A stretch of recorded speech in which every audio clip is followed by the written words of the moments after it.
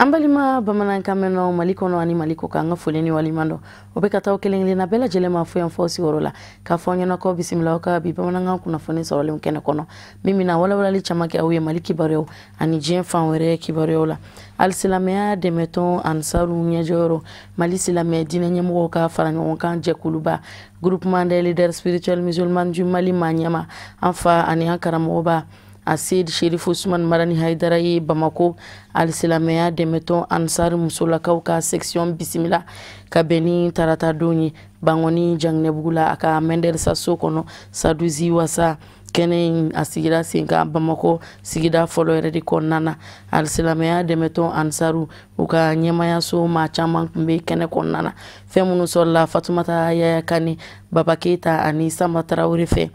Alhamidou Badini alibina unyafo anyana. Nega nyeta ani wolonfla wakati ula. Anfa ani ankara mokoni al-Islamia dine dementon ansaru nyajoro Seydi Sheriff Ousmane Madani Haidara ye. Asebe koro kumbena ni bonyaw ni wasaw ni nisondiaw. Ani zikiru dumaw nye. Ni dine musoba nunu fe. Ni oye Bamako section ansaru musowi. Alakama jembe Seydi Sheriff Ousmane Madani Haidara ni musoba nunu che. Abe sena kabini wakati jan temeneuna. Anga musokoroba nyuma ni ale Bamako ansaru muso ka nyemaya uke kateme. Ni oye Mama Kulubali ye. Ala mahinena na ani silamɛsiw bɛɛ lajɛlen ani musoba caman de b'u la minnu ni olu fana ye Ala ka wele jaabi ka se nin balolen ninnu ma i n'a fɔ an bɛ donni min na i ko bi olu de kɛra musoba fɔlɔw ye minnu ni u ye u yɛrɛ di Ala ka diinɛ dɛmɛ ni siratigɛ kan ni ka wulikajɔw boloda ka an fa ani an karamɔgɔ ni ale silamɛya diinɛ dɛmɛtɔ ansaru ɲɛjɔrɔ Seydi Sheriff Ousmane Madani Haidara ye ka hakilina ɲumanw ni miiriya ɲumanw ta ka ɲɛsin a ma cogo min na a ka se ka Mamadu diinɛ lase i n'a fɔ a laɲinina Ala fɛ ni o yɛrɛ de kɛra an karamɔgɔ ka Bamakɔ sigi sababu ye fo kana se jɛkulu sigili ma sen kan ni o ye association Ansardine Islamiya ye min ni u ni diinɛ cɛbaw jɛra ka baaraw kɛ ni hali bi o baaraw de bɛ sen na o kadara kɔnɔ san o san u bɛ ni foli akilina ta ni kana bɔ an karamɔgɔ la an nisɔndiyalen don ni kɛnɛ in kan bi an karamɔgɔ a Seydi Sheriff Ousmane Madani Haidara muso bɛɛ lajɛlen nana bi kana ale fo ka bonyamasegin ka a ye an bɛ karamɔgɔ fo don o don an sigi o sigi an b'a fo an wuli o wuli an b'a fo nka bi don in kɛrɛnkɛrɛnlen don ka na a foli la ni foli bɛ sen na a mɛnna kabini 84 kɔnɔna la an bɛ jɛ an bɛ taa karamɔgɔ fo karamɔgɔ ye anw bɔ fɛn caman na a y'an bɔ fili la ka Ala ka sira tilenɛ ɲuman yira an na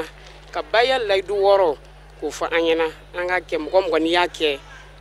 Ala ka kisi di i kan lajɛrɛ in baaraw ma dan dama ka bonyamasegin kɛ an karamɔgɔ ye kɛnɛ dɔ fana mini a bɛ kɛ sababu ye ansarumusow bolo ka hakilina yiraw kɛ ɲɔgɔn na ni ka ɲɔgɔn la faamuya fɛn camanw kan i n'a fɔ furu ɲɔgɔnma filaw ni ɲɔgɔn cɛ hakɛw ka se muso ka muɲu ni sabali ni majigiw ma ani fɛn caman wɛrɛw a lajɛrɛ in senfɛ Bamako section ansarumusow nisɔndiyara kosɛbɛ ko olu nimisi wasalen don ni an karamɔgɔ ye ka da ka wulikajɔ baaraw kan Mali kolosumani siraw kan a ka ja buna adamadenw bɛɛ lafiyali siraw kan o bɛɛ kɔfɛ u sɔrɔla ka labana ni k'u ka kalikanw kurakuraya an karamɔgɔ ni a ka denbaya ɲɛkɔrɔ minnu ni olu b'a yira k'a fɔ ko u bɛ a kɔ fɔ ka taa se u ka ninakili labanw ma an bɛ kɛnɛ min ka bi wulada in na nisɔndiya kɛnɛ don ani bonyamasegin kɛnɛ ka ɲɛsin jɔnni ma jadikɛla muɲulenma n'o de a Seydi Sheriff Ousmane Madani Haidara ka fara ɲɔgɔn kan ka bi wulada in na kɛ ale tɔgɔ la mun kama a ye min kɛ muso ye a n'a ye jɔyɔrɔ min da diɲɛ ye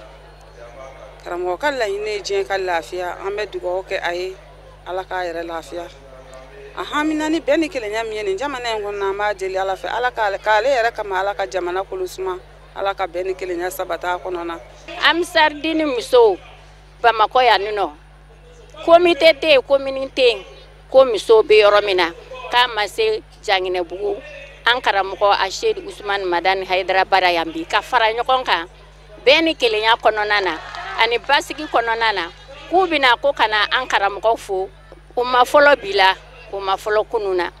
o ye o daminɛna kabiri anw ka peredanti ba Ala ka hinɛ la Mama Kulubali ale tile la ale de ye nin daminɛ n'an ye ko an karamɔgɔ a mana kɛ togo togo n'anw ɲɛw bɛ ɲɔgɔn na an ka tile kelen ta an ka na bɔ a ye an n'a ka sigi ka ɲɔgɔn masala ka na duwawu ɲini a fɛ ka duwawu k'a ye ale de y'o laɲini an fil'o laɲini de kɔnɔna na o kuma an bɛ a fɔ ko an bɛ tasibila k'ale ye ko Ala ka hinɛ ani silamɛsu bɛɛ lajɛlen na. Seydi Sherif Ousmane Madani Aidara ye ni musoba ninnu tare kosɛbɛ. A ye bonyamasegin kɛ ka ɲɛsin a ka kalandenw bɛɛ lajɛlen ma, kɛrɛnkɛrɛnnenya ni musoba ninnu. Olu minnu ni u bɛ ka kɔkɔrɔma don depuis donni min na a ka kalan fo kana nɔgɔya don kow la. A ma ɲinɛ u ka ɲumanw kɔ, wa fana ka kumaw kɔnɔna na a ye tasibilaw kɛ ka ɲɛsin musobaw ma jɛkulu in kɔnɔna na minnu ni an dabama ka wele sera u ma ka se silamɛsiw bɛɛ lajɛlen ma. Nin kɛnɛ sanumanba ye min ni a ye sous-section musow bɛɛ fara ɲɔgɔn kan ani komite musow. A kɛra sababu ye fana musoba ninnu ye tasibila kɛ ka ɲɛsin tɔnden dɔw ma ni bonyamasegin jɔnjɔnw dili ye u ma fo ka taa se an karamɔgɔ ma Seydi Sherif Ousmane Madani Aidara. Nisɔndiya ani laseli min kɛra alisilamɛya dɛmɛtɔn Ansaru ɲɛjɔyɔrɔ an fa ani an karamɔgɔba a Seydi Sherif Ousmane Madani Aidara fɛ kɛnɛ in kɔnɔna na an ka jɛ an ka olu ɲɛmada Fatumata Yaya Kane, Baba Keita ani Samba Traore ka ɲininkali galama la. Alhamdulillah, an bɛ Ala fo ka Ala barikada, siga t'a la, ka an baw fo k'u wale ɲuman dɔn, siga t'a la. Jamiyata Ansar Dinil Islamiya musow ni y'u ka laada kɔrɔ ye, san o san n'u ma dɛsɛ u bɛ nin kɛnɛ in sigi k'a kɛ bonyamasegin ye u karamɔgɔ ye, siga t'a la. A labɛnniw fɛ a mɛnna ani kow dondon ni cayara ɲɔgɔn na fo ka n'a kɛ bi ye dɛsɛ bolo ma, siga t'a la. U sara bɛ Ala bolo, matigi bolo. Ni maa min ko n'i kanu Ala kama kanu bɛɛ bi dan ye, siga t'a la. O tuma na u y'u seko bɛɛ kɛ Aidara ye, siga t'a la. An baw kabini kunu olu de ye Aidara sigi Bamako, ka layidu min ta ye don o don dɔ bɛ fara a kan layidu in ma bɔrɔtɔ. O la n'u ye nin kɛnɛ in sigi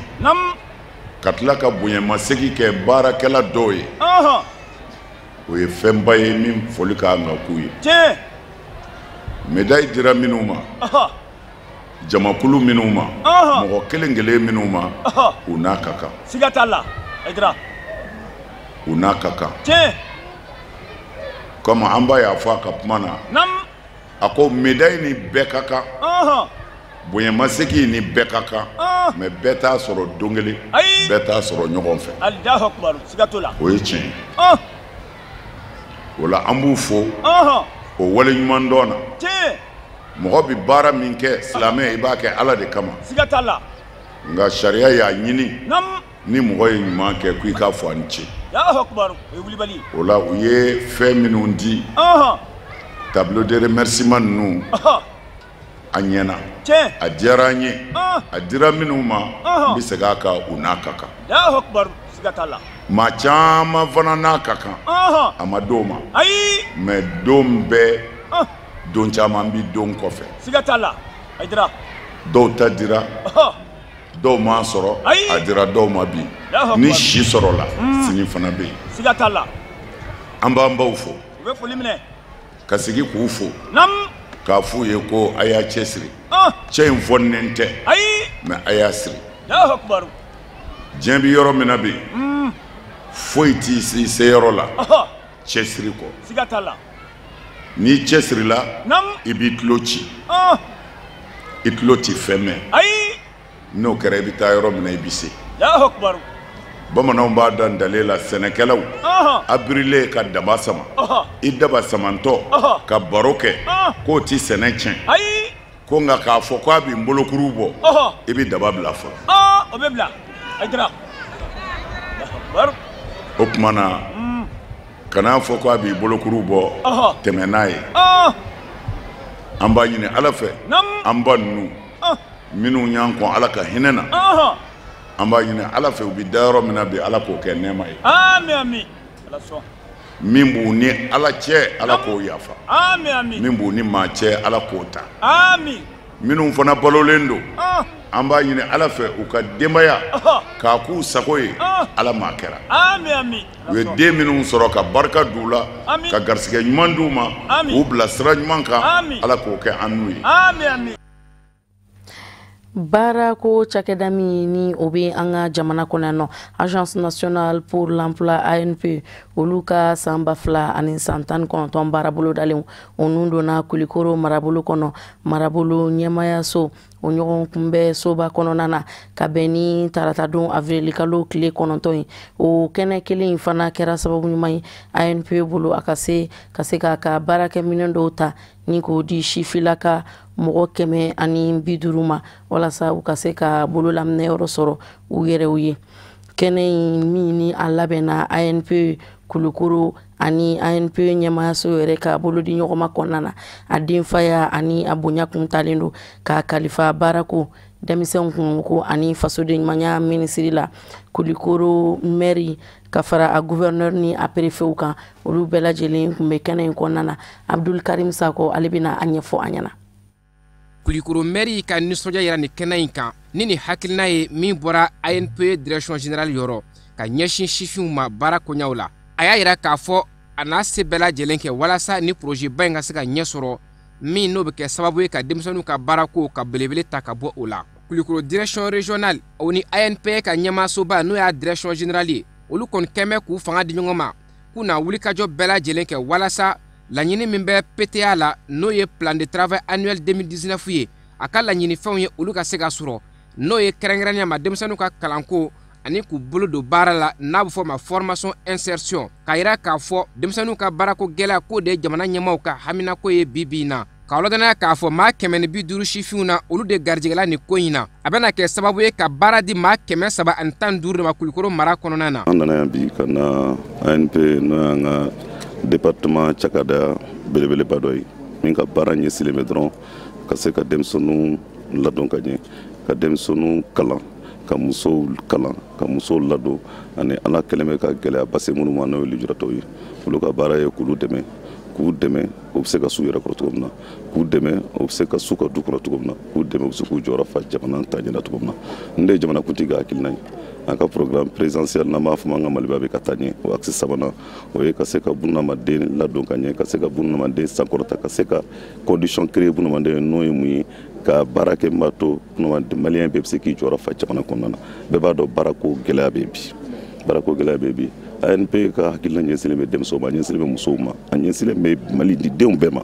donc o de senfɛ u ye kalan kɛ denmisɛnnin 150 kɔnɔ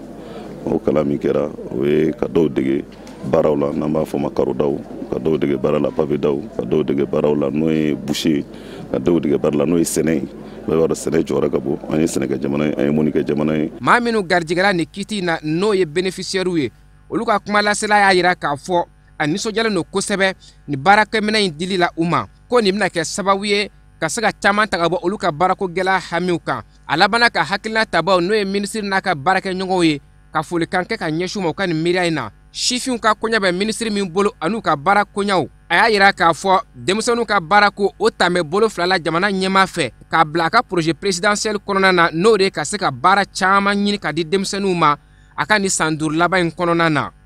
An nana bi ka na ni baara nin kɛ ka na san kɔnɔna na u kan ka baara min kɛ ni y'o lancement de ANP ka jateminɛ na ɲina 2019 kɔnɔna na u b'a ɲini Alahu taala fɛ u ka se ka baara 4,000 ani damadɔni de kɛ labɛn musow ni denmisɛnw ni ani maa minnu Ala ma gasigaba di minnu ma donc ni y'o lancement an b'a ɲini Alahu taala fɛ Ala ka dɔ fara kan bi an bɛ nin ɲini n'an ko bɛn ka na an ka jamana kɔnɔ n'an ko basi ka na an ka jamana kɔnɔ fo an ka se ka fana denmisɛnw dɛmɛ an ka se ka musow dɛmɛ bɛɛ ka se k'i jɔyɔrɔ fa jamana kɔnɔ o de bɛna ni hakilina ɲuman ye mɔgɔw la o de b'a to fana bɛɛ b'i jɔyɔrɔ fa donc an bɛ ANP fo ka Kulikoro gouverneur fo ka Kulikoro ɲɛmaaw bɛɛ fo u bɔra kosɛbɛ donc ni y'a Kulikoro ta ye inchallah a bɛ kɛ Mali région tɔ bɛɛ kɔnɔ. Ni baara n'a ɲɔgɔnnaw ye ANP ye n'o ye agence nationale pour l'emploi ye u ka hami de ye k'a fɔ u ka se ka baara kɛ jamana kɔnɔna na walasa baarako gɛlɛya min bɛ jamana kɔnɔ kɛrɛnkɛrɛnnenya ma sifinw ta fan fɛ u ka se ka belebeleba bɔ o la jamana kɔnɔ. Mali jamana minisiriso min ni o ka baaraw bi ɲɛsin kɛnɛya ko ani bɛsɛya kunkanko ko ɲɛnabɔli ma an ka jamana kɔnɔ ani a dɛmɛbaga jɛkulu ka jɛ kɔnɔna na u ye u ka lajɛrɛba dɔ sigi ko sabanan baaraw ɲɛnamaya ka bɛn ni arabadon avril kalo tile 10 ye dunanjigiso hôtel Sheraton na Bamako a laɲini yɛrɛ fanba ye fɛn min ye ka se ka belebele ta ka bɔ denmisɛnnin saya la an ka jamana kɔnɔ yan nɔ Tata Ture ani a ka jatala Abdoulaye Sogodogo olu de tun bɛ kɛnɛ in kɔnɔ ka kɛ baara in sere u sera k'an sama fɛn minnu na an ka jɛ an k'o lajɛ. Boloci minnu bɛ kɛ ka ɲɛsin banaw kɛlɛli ma min n'a bɛ sɔrɔ rotavirus fɛ ale ye siraw ye min n'a jɔyɔrɔ ka bon kosɛbɛ denmisɛnninw ka kɔnɔboli kɛlɛli la diɲɛ fan 14 bɛɛ lajɛlen na kɛrɛnkɛrɛnnenya la Mali jamana o de kama Mali jamana ye nin vaccin ninnu don ba la min n'a bɛ kɛlɛli kɛ ka ɲɛsin rotavirus ma n'a farali ye u ka baara bolow kan min n'a bɛ fɔ ma programme national de vaccination systématique o min sigira sen kan ani ɲinancɛ o bɛ taa san caman na jateminɛw y'a yira k'a fɔ a y'a jɔyɔrɔ yira nin banakisɛ in kɛlɛli la. Ami bɔra ka daminɛ sansan bana in bilalen bɛ denmisɛnninw ka kɔnɔboli bana de kan. Kɔnɔboli bana ninnu an ye ɲɛɲinini k'a la kabini san 2008 an ka jamana kɔnɔ ani jamana caman kɔnɔ. O ɲɛɲinini ninnu san 2013-2014 nana se an nana faamuyaba sɔrɔ a la denmisɛnninw ka kɔnɔboli bana. O faamuya y'a to an sera ka na ni boloci fura kuraw ye an ka jamana kɔnɔ. Bana dɔ b'a la n'o ka jugu denmisɛnnin ma kosɛbɛ fura t'a la n'a y'a minɛ ni Ala yɛrɛ tɛ a bɛ taa n'a ye. O tɔgɔ ye ko rotavirus o de bɛ kɔnɔboli juguman ani fɔnɔ bila den na juguman kosɛbɛ yɛrɛ. Ala y'a kɛ an y'o vaccin sɔrɔ ka na n'o ye an ka jamana kɔnɔ janvier kalo 2014. Kabini o nana fo bi o kɔnɔboli in fanga jiginna kosɛbɛ. Mais an ye baara o bɛ don min an ka jamana kɔnɔ an ye baara wɛrɛ daminɛ baara min b'a to an bɛ se k'a dɔn boloci kura min nana kɔnɔboli in kama a nafa yera wa a nafa ma ye ka jateminɛ kɛ o kan. Ala y'a kɛ o baara de ye san 5 sɔrɔ bi donc an y'an jɔ ka nafa jate bɔ sisan an b'o jateminɛ de la bi a yirala k'a fɔ tiɲɛ yɛrɛ la jɔnkala boloci ye nafaba ɲɛ an ka jamana. Mali jamana gouvernement n'a ka minisiriso ye min n'ale ka cakɛdaw ɲɛsinnen don kɛnɛya ani bɛnsɛnya koɲɛw sabatili ma a kelen don ka dɔ fara wulikajɔ kan su ani tile min b'a to Mali jamana denmisɛnnin bɛɛ lajɛlen bɛ se ka nin vaccin in nasɔrɔ u somɔgɔw mana kɛ lahalaya o lahalaya la fantan ka fara faman kan bɛɛ lajɛlen denw dama ka kan ni nin boloci ninnu kɛli ye ka daminɛ Bamako faba kɔnɔ fo ka taa se Bamako togodaw ma. A kɛra sababu ye bi kɔnɔboli in kan ka denmisɛnnin caman minɛ a m'olu minɛ a tun kan ka taa ni caman ye a ma taa n'olu ye donc an bɛ Ala fo ka barika da k'an ka jamana ɲɛmɔgɔw fo k'an ka population fo ka Mali dɔgɔtɔrɔw fo dante foli min na ka Mali dɔgɔtɔrɔw fo u ka baara la parce que boloci nin kɔnɔboli boloci nin a bɛ Mali dugu fan 14 bɛɛ la o buguda tɛ yen min mɔgɔ tɛ dɔ sɔrɔ a la yɔrɔ min ka nɔgɔ n'o ye Bamako ye a bɛ yen yɔrɔ min ka gɛlɛn o n'o ye Mali fan taw bɛɛ ye a bɛ fan bɛɛ fɛ an bɛ dɔgɔtɔrɔw fo an b'an dɛmɛbaga bɛɛ fo gouvernement dɛmɛbaga fɛn fɛn sen bɛ nin boloci baara in na an b'u bɛɛ fo k'u barika da an bɛ Ala deli Ala ka dɔ fara nin kan nin ka kɛ sababu ye an mana nin jaabi yira an n'an dɛmɛbagaw la ani gouvernement k'a fɔ k'an ka continuer a fɛ. Nin boloci ninnu sigilen sen kan ka ɲɛsin rotavirus kɛlɛli ma jateminɛw y'a yira k'a fɔ a kɛra kɛnɛya nɔgɔyali sira ye wa sɔrɔ ani yiriwa sira kan a jɔyɔrɔ bonyana kosɛbɛ o fan fɛ wa a ma dan dɔrɔn ka denmisɛnninw ni na kisi nka a ye dɔ bɔ gɛlɛyaw la gɛlɛya minnu kun bɛ kɛnɛya nasiraw kan fo ka taa se sɔrɔ siraw ma gɛlɛya minnu sɔrɔli sababu kun ye bana ye min n'a kun bɛ sɔrɔ rotavirus fɛ ka tuguni a sera ka dɔ bɔ fantanya la ni ka labana ka ba don Mali jamana sɔrɔ a n'a yiriwa siraw la.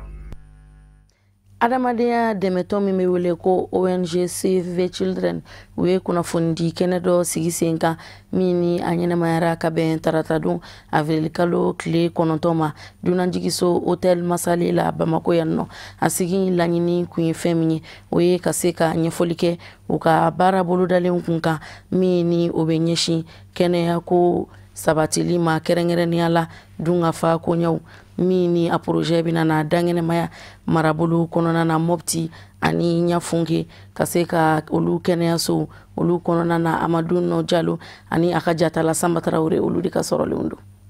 Ni ONG minale ka baaraw ɲɛsinen do Moti ani Nyafunke ma kabiri samba fila ani 17 waatiw n'u ka baarabolo ye minale ka baaraw ɲɛsinen do balo kɛcogo ɲuman ma a laɲiniw bɛ tali kɛ ka fɛɛrɛ ani dabaliw tigɛ min bɛ se k'a to dugudenw ni bɛ se ka kisi cogoya min na ka sanga ni an ka jamana kɔrɔnyanfan gɛlɛyaw ye. Bi sɔgɔmada na an ye aw kunnafoni dilaw wele ka na an bɛ baara mun na Mopti ani Nyafunke Tombouctou mara la ani Mali yɔrɔ wɛrɛw la ECHO ka financement la bailleur dɔ bɛ yen nɔ ko ECHO donc minnu bɛ financement kɛ ni gɛlɛya bɛ yɔrɔ min na zone humanitaire donc o bailleur de b'an dɛmɛ an ka se ka population cɛw muso ani denmisɛnninw dɛmɛ minnu bɛ gɛlɛya kɔnɔ sécurité i n'a fɔ Mali bɛ ka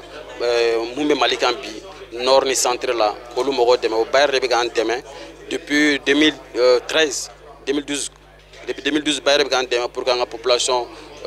assister o la donc an nana o de ɲɛfɔli k'aw ye bi an ye jaabi bakuru minnu sɔrɔ ani gɛlɛya minnu b'an kan o baara la o de kama an ye kunnafonidilaw wele bi ka na kunnafoniya. U ka baara fanba ɲɛsinen do ka dugudenw na wuli ka jɔ ka ɲɛsin balo kɛcogo ɲuman ma ka kɛnɛya tigilamɔgɔw ka dɔnta ka wuriya ka ɲɛsin o baara kelen ma fo ka taa se furaw dili ma kɛnɛyasow la n'a ka nin baarabolo ninnu ye a ye jaabi ɲuman sɔrɔ n'a ka nin baara ɲuman ninnu ye ka sanga ni a ka wuli ka jɔ ye nka gɛlɛya dɔw fɛnɛ b'a kan ka sanga ni a ka wuli ka jɔw ye kɛnɛw kan. An y'a fɔ n ka présentation senfɛ an ye yirali mun k'aw la n ko gɛlɛyaba min b'an kan o ye accès humanitaire ye n t'a dɔn min fɔ tɔgɔ min o ye anw yɛrɛ an bɛ ka dɔgɔtɔrɔ minnu dɛmɛ Nyafunke o dɔgɔtɔrɔw ka se k'u ka baara kɛ ka ɲa ka taa parce que baara dɔw bɛ yen fo ka bɔ a ka dɔgɔtɔrɔso la ka taga dugudenw kama dugudenw fana kan ka na dɔgɔtɔrɔso la u bɛ bɔ village la 10 km 15 km ka na village la mais sisan yɔrɔw tagama ma nɔgɔn o de kama an ka indicateur caman tɛ ka fɛn sɔrɔ parce que tagama ma nɔgɔn kosɛbɛ mobile ambulance tɛ bouger su fɛ ko caman b'a kɔnɔ sécurité tɛ yɔrɔ la o bɛ k'an ka yɔrɔ ko gɛlɛya dɔɔni o ko fana kɔfɛ ni i bɛ ka mɔgɔ dɛmɛ don wɛrɛ i kan ka taga o a dabɔra o de kama pour que a tigi ka se ka a yɛrɛ ka ko gérer o cogo la mais n'i ye contexte la contexte fana bɛ ka changer toujours donc an bɛ ka mɔgɔw dɛmɛ an kan ka taga an bɛ k'o baaraw de kɛ pour que n'an taara dɛmɛ ninnu ka to yen baaraw ka to ka waleya i n'a fɔ an bɛ k'o dɛmɛ cogo min na an b'o ko fana ko ma nɔgɔ fana gɛlɛya ye gɛlɛya mun fana b'an kan tuguni o tɛ nord dɔrɔn ko ou bien centre o ye an ka programme bɛɛ Mali kɔnɔ mɔgɔw ka comportement mɔgɔw ka waleyaw fo ka fɔlɔfɔlɔ ko dɔw bɛ yen nɔ minnu ni santé kɛnɛya ko tɛ bɛn k'olu bila k'a fɔ k'olu ko kɔrɔw man ɲi ka sɔrɔ ka ko waleya ɲumanw ta par exemple ka taa dɔgɔtɔrɔso la joona a tɛ ka don mɔgɔw kunkolo la kosɛbɛ ko caman b'a kɔnɔ ou bien muso kɔnɔma ka taa ka pezeliw kɛ ka ɲa o fɛnɛ tɛ ka kɛ an sago o gɛlɛyaw b'an kan donc o ye mɔgɔw yɛrɛ ka waleya kan ka yɛlɛma pour que ka santé fɛn o fɛnɛ gɛlɛyaw b'an kan. Ni nin kunnafonidi kɛnɛ ye a kɛra sababu ɲuman ye kunnafonidilaw ma ɲɛfɔli ka k'u ye waleyaw la minnu bɛ kɛnɛya nasiraw kan ani dugudenw ka baloko ɲuman minnu ni baloko ɲuman gɛlɛya b'u kan Mali jamana kɔnɔ. O de b'an sɛnsɛn ka diɲɛ fan wɛrɛ kibaruyaw lasɔrɔ Musa Fɔnba sera ka minnu fara ɲɔgɔn kan an ka jɛ an k'olu ɲamada.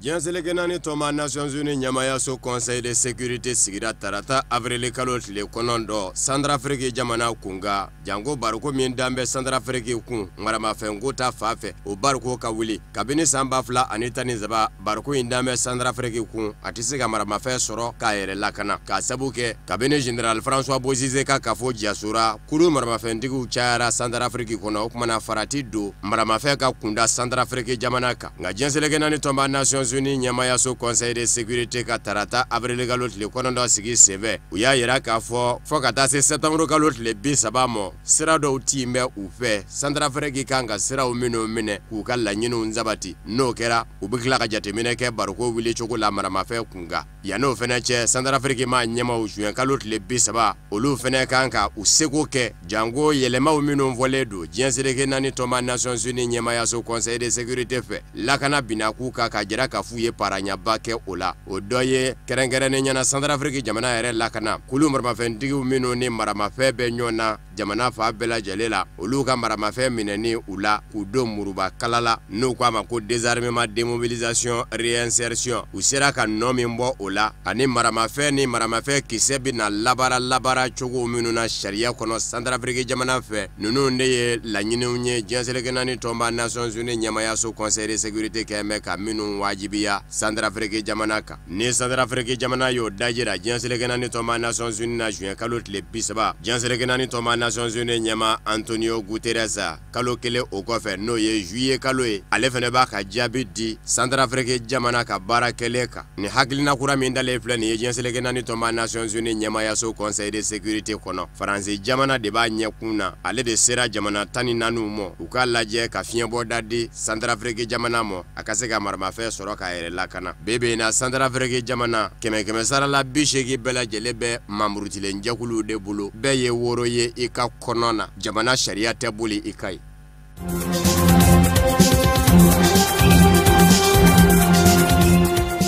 Congo Kinshasa jamana kɔnɔ forobatɔ ɲɛma dɔw ani jamana ɲɛmaakɔrɔ Joseph Kabila ka fanga ma minɛni ngɔrɔw dɔw ye bataki dɔ sɛbɛ ka ɲɛsin jamana ɲɛmaakura Félix Tshisekedi ma k'a fɔ a k'i janto maa tataw la k'u bila jɔyɔrɔ la a ka fanga kura kɔnɔ kɛrɛnkɛrɛnnen ɲɛna minnu ni olu ye kokolo kɛ jamana ɲɛmaakɔrɔ Joseph Kabila ka fanga kɔnɔ a ka lakanajakulu kɛrɛnkɛrɛnnen min kun bɛ bɔnɛ banfila don maaw kun na ko Agence nationale de renseignement Félix Tshisekedi ye o maa kɔrɔ dɔ de ta k'o kɛ a ka kɔrɔsigi ye ni jamana ɲɛmaakɔrɔ Joseph Kabila ka laɲini ye forobatɔ ɲɛma ninnu ani jamana ɲɛmaakɔrɔ Joseph Kabila ka fanga ka maa minɛni ngɔrɔw y'a yira k'a fɔ maa minnu ye hadamadenya hakɛw buruja a man ka u ka bila jɔyɔrɔba la jamana kɔnɔ a ma ladɔnniya k'a fɔ mars kalo camancɛ la Roger Kibelisa ale taara k'a kɛ jamana ɲɛmaakura Félix Tshisekedi ka kɔrɔsigi ye o de ma bɛn forobatɔ ɲɛma ninnu ma ko barisabu ka da ka maɲi min fɔ k'a ye nin ye Roger Kibelisa jamana ɲɛmaakɔrɔ Joseph Kabila ka lakanajakulu kɛrɛnkɛrɛnnen min kun bɛ bɔnɛ banfila don maaw kun na Agence nationale de renseignement ale de kun y'o dankɔrɔba ye wa Congo Kinshasa jamana ma ɲɛma 14 minnu ɲangin bɛ nazarala tɔnba Union européenne fɛ k'a fɔ u tɛ se don nazarala jamanaw kɔnɔ ka sabu kɛ u ye bɔnɛ banfila don maaw kun na maa nana ma sumanenw san 2016 laban da ni 2018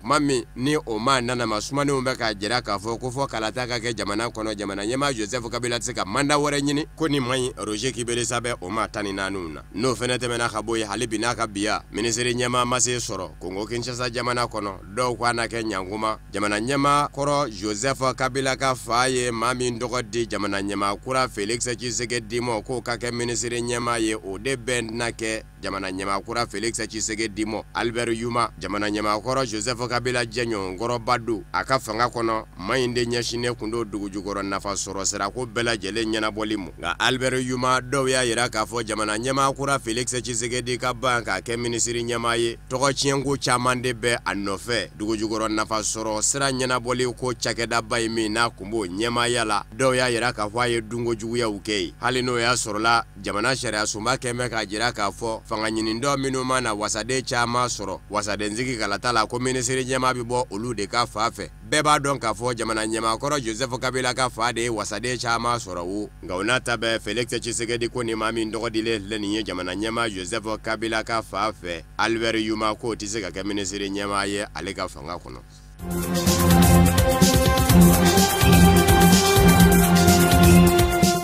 Sudan zurasiya bɛ fa jumɛn de fɛ mɔgɔw bɛ k'u yɛrɛ ɲininka a bɛ nisɔngoya taamakɛlaw de fɛ wa wale kelen a bɛ jamana ɲɛma Omar El Bashir de kɔ nisɔngoya taamaw cayalen don Sudan jamana kɔnɔ ntɛnɛ ani tarata dalakanw bɛ ka fɔ ɲɔgɔn kɔ bɛɛ bɛ ka ye ni ka yecogo ye dɔw y'a yira k'a fɔ Sudan zurasiya bin bɛ ka jamana ɲɛma Omar El Bashir kɔ bila olu ka dalilu ye mun ye ko tarata u kɛn bɛ ka bisimila minɛ surasiya daga yɔrɔ min da la k'a ɲini surasiw fɛ surasiw ka fara olu ka jamana deunga ka jamana ɲɛma Omar El Bashir kobla ko kumana jamana ɲɛma Omar El Bashir ka polisilakaw n'u ko ma ko police anti emeute olu de nana do utula kubu chacha surasiya ye mugu ti sani dugu cɛ ka bagabagali kɛ bagabagali min kɛra polisilakaw de bagabagara wa nisɔngoya taama bolodaba nunu minnu n'an bɛ bisimila minɛ u ka surasiya dala olu de bagabagara wa a ko kɔni ma se ka si dɔ nka nisɔngoya taamakɛlaw ko olu de lapasara surasiya fɛ ni mugu tili ye sani dugu cɛ bawo ko polisilakaw ma se ka baara kɛ bilen nisɔngoya taama yɛrɛ daminɛna Sudan jamana kɔnɔ desanburu de la san 2018 ka sabu kɛ dɔ fara la buru sɔngɔ ka Sudan dɔw y'a yira k'a fɔ ntɛnɛndɛmɛnen fana tuma min na ni nisɔngoya taamakɛlaw fɛnɛ bɛ munumunu zalo la surasiya dala ko polisilakaw nana k'u bɛna don u tula ka bɔnɛ banfila don u kunna ko surasiw donna nisɔngoya taamakɛlaw ni polisilakaw ni ɲɔgɔn cɛ ko barisabu ka da kan ko y'a sɔrɔ ko polisilakaw ye fa bɛɛ lajɛlen kɛ gazi ye ko surasiw y'u ka daba yɛlɛ nisɔngoya taamabaw ye u ka bɔ gazi cɛla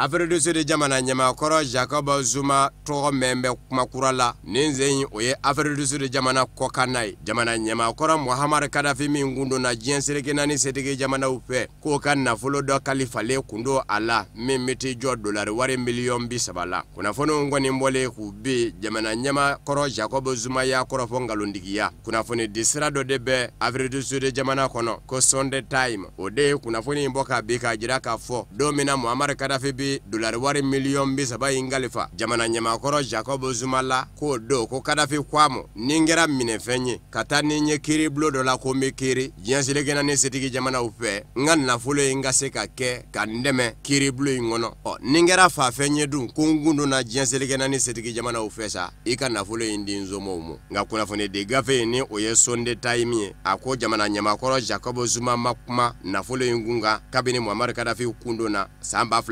2011 Octobre kalo tile 20 a ma lase Muammar Gaddafi somɔgɔw fɛnɛ mɔ k'a taara wari in mara a ka dakabana du jɔlen kɔnɔ ngandila a kɛlen ka kumanin kɛ ye k'a sɔrɔla ka wari in da ka bila ka taa Swaziland jamana kɔnɔ Swaziland masakɛ ni o ye Mswati III ye k'o y'a sɔrɔ k'a y'o ladɔnniya wari bilali la ka taa o fɛ jamana ɲɛma Jacob Zuma bɔra kokura ka kɔrɔfɔ ngalontigiya ko kuma nangi dɔ fɔ u do ale bilama nafolo min juru b'a la o b'a ni kiiri cɛ a ye nafolo min kɛ k'a ka so jɔ ni kiiri y'a yira k'a fɔ a kan ka nafolo in fankelen lasegi ale bɛ k'o ɲini k'o segi jamana kiiri ma ko ale ma b'o la ko a n'an bɛ mɛn kokura ko Gaddafi ka wari dɔ bɛ ale bolo kalifa la k'a kɔni mana tigɛ dawo daka ko Swaziland ni masakɛ min tɔgɔ fɔmɛ kɔrɔ k'o t'a kalama wa ale yɛrɛ t'a kalama Afrique du Sud kaw ka jamana minisiri min ɲɛsin bɛ Afrique du Sud ni jamana wɛrɛ ni ɲɔgɔn cɛ ko ɲɛɲɛnabɔw ma o y'a yira k'a fɔ olu kɔni tɛ ko in kalama fanga kura kɔnɔ nka ni a jara Libi ma ɲɛma kuraw ye k'u b'a fɛ a ko ka ɲɛɲini sɛgɛsɛgɛli ka dayɛlɛ k'olu labɛn bɛ ka sɛgɛsɛgɛli dayɛlɛ jamana ɲamakɔrɔ Jacob Zuma kun kan kɛ